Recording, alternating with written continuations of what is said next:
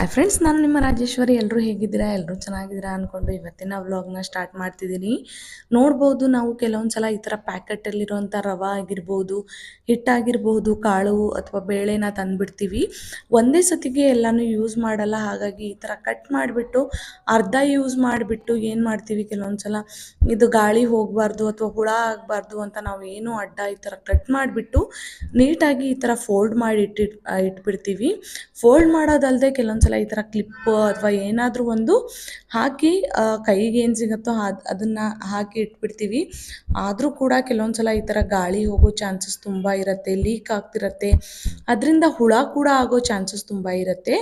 ಇನ್ಮೇಲಿಂದ ಆ ಥರ ಮಾಡೋಕ್ಕೆ ಹೋಗಬೇಡಿ. ನೋಡಿ, ನಾವು ಯಾವಾಗಲೂ ಅಷ್ಟೇ, ನೀವು ಅರ್ಧ ಬಳಸಿದ್ಮೇಲೆ ಕವರ್ನ ಈ ಥರ ಅಡ್ಡವಾಗಿ ನೀಟಾಗಿ ಕಟ್ ಮಾಡಿ ಈ ಥರ ನೋಡ್ಬೋದು. ನಾನು ಯಾವ ಥರ ತಿರುಗಿಸ್ಬಿಟ್ಟು ಗಂಟನ್ನ ಹಾಕ್ತಿದ್ದೀನಲ್ಲ, ಆ ಥರ ಹಾಕ್ಕೊಳ್ಳೋದ್ರಿಂದ ಎಲ್ಲೂ ಕೂಡ ಗಾಳಿ ಆಡಲ್ಲ. ಒಂದೊಂದು ಸಲ ನಾವು ಕೈಗೆ ಕ್ಲಿಪ್ ಕೂಡ ಸಿಗ್ತಿರಲ್ಲ, ಆ ಟೈಮಲ್ಲಿ ಖಂಡಿತವಾಗ್ಲೂ ಈ ಟಿಪ್ಸ್ ತುಂಬ ವರ್ಕ್ ಆಗುತ್ತೆ ಅಂತಲೇ ನಾವು ಹೇಳ್ಬೋದು.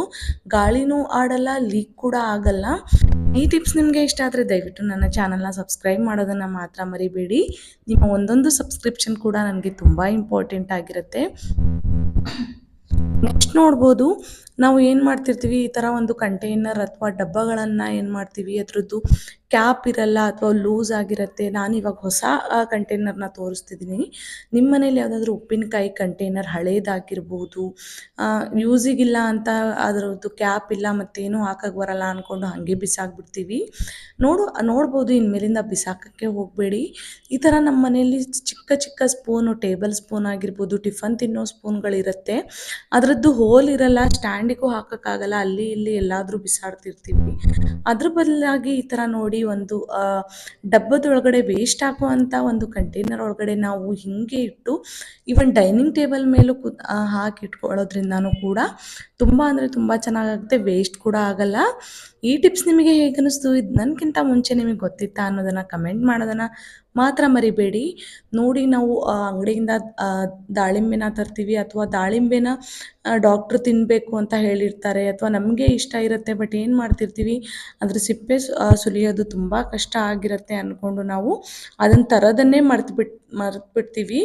ಇನ್ಮೇಲಿಂದ ಆ ಥರ ಮಾಡೋಕ್ಕೆ ಹೋಗಬೇಡಿ. ನೋಡ್ಬೋದು, ಈ ಥರ ದಾಳಿಂಬೆ ಇರುತ್ತಲ್ಲ, ದಾಳಿಂಬೆ ಸಿಪ್ಪೆ ಅಥವಾ ಅದು ಬೀಜಗಳನ್ನು ತೆಗೆಯೋದಂತೂ ತುಂಬ ಈಸಿ. ನಾನು ತೋರಿಸ್ತಿದ್ದೀನಲ್ಲ, ಈ ಥರ ನೋಡಿ, 4 ಮೂಲೆಗೂ ಏನು ಕಾಳಿರುತ್ತಲ್ಲ, ಅದ್ರ ಮಧ್ಯೆ ಒಂದೊಂದು ಸ್ವಲ್ಪ ಗ್ಯಾಪ್ ಇದ್ದಂಗೆ ಇರುತ್ತಲ್ಲ, ಆ ಥರ ನೀಟಾಗಿ ನೀವು ಒಂದು ಚಾಕುವಿನ ಹೆಲ್ಪಿಂದ ಈ ಥರ ಒಂದು ಲೈನ್ ಮಾಡಿಕೊಂಡು ಮಧ್ಯೆ ಒಂದು ಸ್ವಲ್ಪ ಈ ಥರ ಹೋಲ್ ಮಾಡಿಕೊಂಡ್ರೆ ನೋಡ್ಬೋದು ಎಷ್ಟು ನೀಟಾಗಿ ಸಿಪ್ಪೆ ಎಲ್ಲ ಪೀಲ್ ಆಗುತ್ತೆ ಅಂತ ನೋಡ್ತಿದ್ದೀರಾ. ಕಾಳು ಕೂಡ ಅಷ್ಟೇ ಡ್ಯಾಮೇಜ್ ಆಗಲ್ಲ, ತುಂಬ ಅಂದರೆ ತುಂಬ ನೀಟಾಗಿ ಬರುತ್ತೆ. ಗಂಟೆಗಳಲ್ಲೇ ನಾವು KG ಗಟ್ಟಲೆ ಕಾಳುಗಳನ್ನು ಸುಲಿಬೋದು. ಇನ್ಮೇಲಂತೂ ಖಂಡಿತವಾಗ್ಲೂ ನಿಮಗೆ ಈ ಟಿಪ್ಸ್ನ ಯೂಸ್ ಮಾಡೋದ್ರಿಂದ ಕಾಳು ಬಿಡ್ಸೋಕ್ಕೂ ಬೇಜಾರಾಗಲ್ಲ. ಹಾಗೆ ನಿಮಗೆ ಪ್ರತಿನಿತ್ಯ ನೀವು ಖಾಲಿಯಾದಾಗೆಲ್ಲ ಖಂಡಿತವಾಗ್ಲೂ ತೊಗೊಂಡು ತಿನ್ಬೋದು.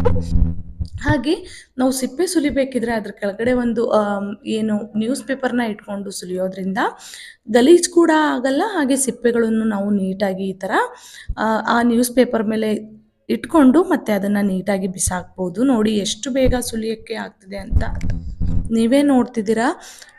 ಇಷ್ಟು ದಿನ ನಾವು ತುಂಬ ಕಷ್ಟ, ಅದು ಕಾಳೆಲ್ಲ ಒಡೆದೋಗತ್ತೆ ಅಥವಾ ಕಟ್ಟಾಗಿಬಿಡತ್ತೆ ಅನ್ನೋ ಕಾರಣಕ್ಕೆ, ಅಥವಾ ಯಾರು ಅದನ್ನು ಸುಲಿದು ತೊಗೊಂಡು ಬಂದು ಮನೆಗೆ ತಿಂತಾರೆ ಅನ್ನೋ ಅದರಲ್ಲಿ ಅಷ್ಟು ಹೆಲ್ತ್ ಬೆನಿಫಿಟ್ ಇದ್ದರೂ ಕೂಡ ನಾವು ಕಾಳನ್ನ ಸುಲಿಯೋ ಇದರಲ್ಲೇ ನಾವು ಬೇಜಾರಲ್ಲೇ ತರ್ತಿರಲ್ಲ.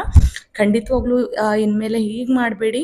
ಈ ಚಾಕುವಿಂದ ಆಗಲಿಲ್ಲ ಅಂದರೆ ಕೆಲವೊಂದು ಸಲ ನಮ್ಮ ಕೈಗೆ ಇಮಿಡಿಯೇಟಾಗಿ ಚಾಕು ಸಿಗಲ್ಲ. ಅದ್ರ ಬದಲು ನಾವು ಏನು ಫೋರ್ಕ್ನ ಯೂಸ್ ಮಾಡ್ತೀವಲ್ಲ, ಟಿಫನ್ ತಿನ್ನೋಕ್ಕಾಗಿರ್ಬೋದು, ನೋಡಿ ಈ ಥರ ಶಾರ್ಪ್ ಇರುತ್ತಲ್ಲ, ನೀವು ಇದ್ರ ಬದಲು ನೀವು ಈವನ್ ಏನು ನಾವು ಜರಡಿ ಇರುತ್ತಲ್ಲ, ಟೀ ಸೋಸೋ ಜರಡಿ, ಅದ್ರದ್ದು ಸ್ಟೀಲಿನ ಶಾರ್ಪ್ ಕೂಡ ಇರುತ್ತೆ. ನೋಡಿ, ಈ ಥರ 3 ಕಡೆನೂ ಈ ಥರ ಹೋಲ್ ಮಾಡಿಕೊಂಡು ಈ ಥರ ಸ್ಟ್ರೇಟಾಗಿ, ಈ ಥರ ನಾನು ಯಾವ ಥರ ತೋರಿಸ್ತಿದ್ದೀನಿ ನೋಡಿ, ಆ ಥರ ನೀವು ಸ್ಟ್ರೇಟಾಗಿ ಒಂದು ಸ್ವಲ್ಪ ಕಟ್ ಮಾಡ್ಕೊಳ್ಳೋದ್ರಿಂದನೂ ಕೂಡ ಕೆಲವೊಂದು ಸಲ ಚಾಕು ಅವಶ್ಯಕತೆಯೇ ಇರಲ್ಲ. ಸಣ್ಣ ಮಕ್ಕಳು ಇರ್ತಾರೆ ನಮ್ಮ ಹತ್ರ, ಚಾಕು ತಂದರೆ ಅವರು ಎಲ್ಲಿ ಕೈಗೆಲ್ಲ ತಾಗಿಸ್ಕೊಳ್ತಾರೆ ಅನ್ನೋ ಭಯನೂ ಒಂದೊಂದು ಸಲ ಇರುತ್ತಲ್ಲ. ಅದ್ರ ಬದಲು ನೀವು ನೋಡಿ, ನಾನು ತೋರಿಸ್ತಿದ್ದೀನಲ್ಲ, ಈ ಥರ ನೀಟಾಗಿ ಹೋಲ್ ಮಾಡಿಕೊಂಡು ಸ್ಟ್ರೇಟ್ ಲೈನ್ ಮಾಡ್ಕೊಳ್ಳೋದ್ರಿಂದ ಚಾಕು ಅಷ್ಟೇ ಈಸಿಯಾಗಿ ನೀವು ನಿಮಿಷಗಳಲ್ಲೇ ನೀವು ಒಂದು ದಾಳಿಂಬೆ ಹಣ್ಣನ್ನ ಕಾಳನ್ನ ಬಿಡಿಸ್ಕೋಬೋದು. ನೋಡಿ ಎಷ್ಟು ಬೇಗ ಸಿಪ್ಪೆ ಬರ್ತಿದೆ, ಈವನ್ ಕಾಳು ಕೂಡ ಒಡೀತಿಲ್ಲ, ಹಾಗೆ ಕಟ್ ಕೂಡ ಆಗ್ತಿಲ್ಲ, ನೋಡ್ತಿರ್ಬೋದು ನೀವು. ಈ ಎಲ್ಲ ಟಿಪ್ಸ್ ನಿಮಗೆ ಹೆಲ್ಪ್ಫುಲ್ ಅನ್ನಿಸ್ತು, ನಿಮಗೆ ತುಂಬ ಉಪಯೋಗ ಅನ್ನಿಸ್ತು ಅಂದರೆ ದಯವಿಟ್ಟು ನನ್ನ ಚಾನಲ್ನ ಸಬ್ಸ್ಕ್ರೈಬ್ ಮಾಡಿಕೊಂಡು ನೋಡಿ. ನಿಮ್ಮ ಒಂದೊಂದು ಸಬ್ಸ್ಕ್ರಿಪ್ಷನ್ ಕೂಡ ನನಗೆ ತುಂಬ ಇಂಪಾರ್ಟೆಂಟ್ ಆಗಿರುತ್ತೆ. ಹಾಗೆ ಇದ್ರ ಜೊತೆಗೆ ನಾನು ಬಹಳಷ್ಟು ವ್ಲಾಗ್ನ ಅಪ್ಲೋಡ್ ಮಾಡಿದ್ದೀನಿ.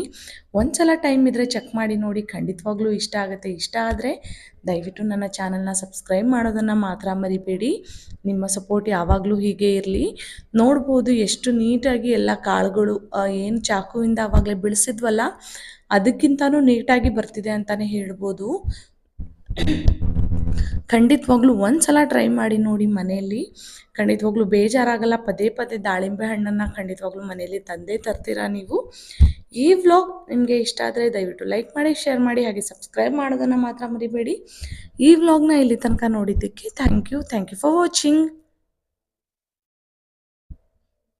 ನೋಡ್ಬೋದು ಒಂದೇ ನಿಮಿಷದಲ್ಲಿ ನಾನು ಎಷ್ಟು ಕಾಳುಗಳನ್ನ ಬಿಡಿಸಿದ್ದೀನಿ ಅಂತ ನೋಡಿ.